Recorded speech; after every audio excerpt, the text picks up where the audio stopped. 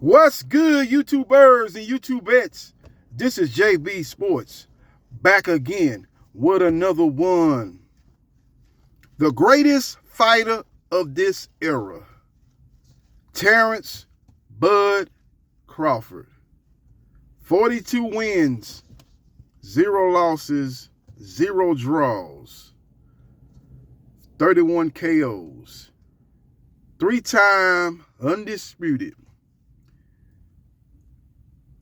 In the junior welterweight division, that is 140 pounds. The welterweight division, that's 147 pounds. And the super middleweight division, that's 168 pounds. His last outing, defeated the great Canelo Alvarez by unanimous decision, moved up 2 weight classes. A lot of people asked the question, really, right after the fight, in the post-fight press conference, where you can continue to pursue your boxing career. Terrence Bud Crawford was non-committal, basically said, maybe not. Maybe I go down to 160 and add to my legacy. Now, there was a rumored fight between him and Janet Beck. Janet Beck is the WBO and IBF middleweight champion. He was supposed to take on the WBA middleweight champion, Esri Landry Lara. That fight fell by the wayside because Janet Beck tested positive for PEDs. So that fight was null and void. Last week, Terrence Crawford got into a huge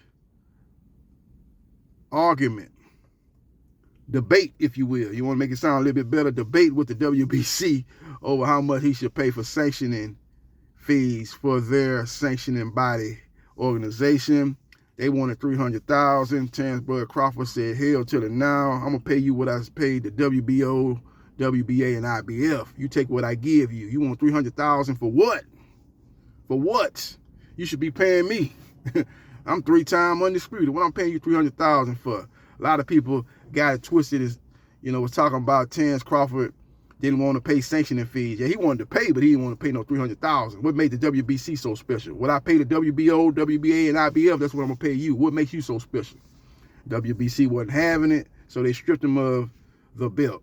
I believe these two factors, Janet Beck fight falling through and the brouhaha with the WBC, played a part in Terrence Crawford's decision to walk away from the sport of boxing.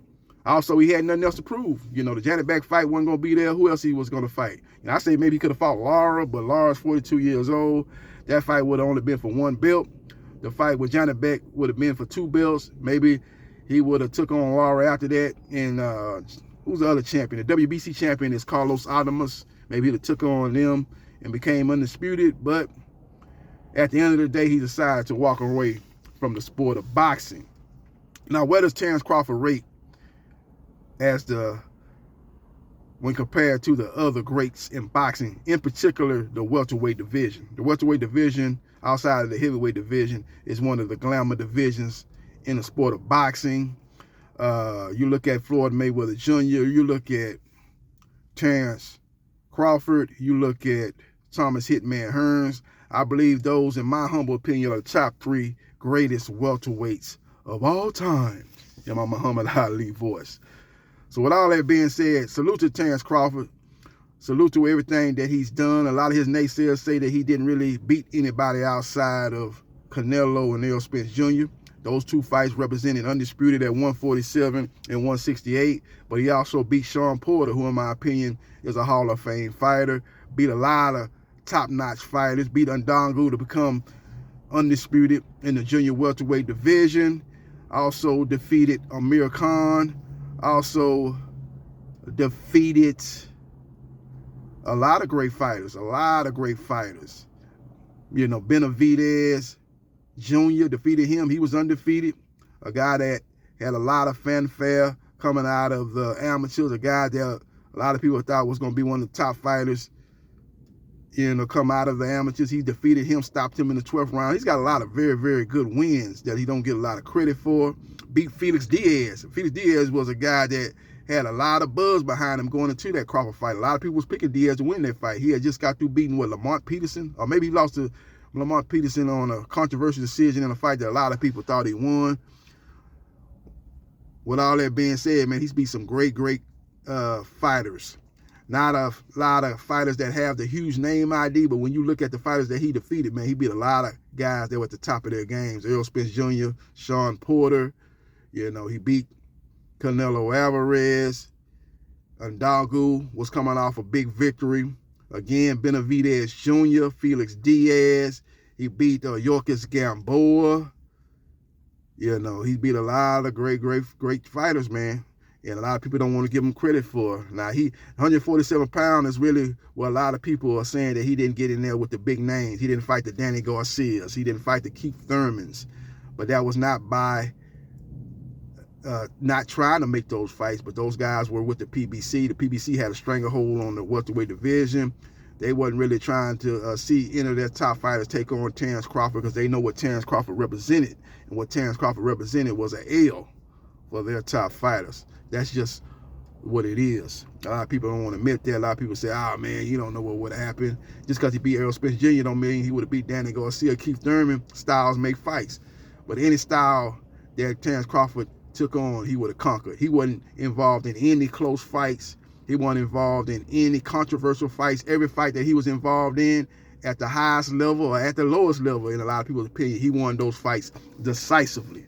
Unlike Floyd Mayweather Jr., when he took on Oscar De La Hoya, he won that fight by split decision. One judge gave it to De La Hoya, the other two gave it to Mayweather. When he took on Canelo Alvarez, one judge had it a draw, the other two had it for Mayweather. Even though the judge that goes by the name of Adelaide Bird had it 114, that was ASA 9, ASA 10, ASA 11, ASA 12, one of the worst scorecards that a judge ever turned in the sport of boxing. That was horrible. That fight was 11-1.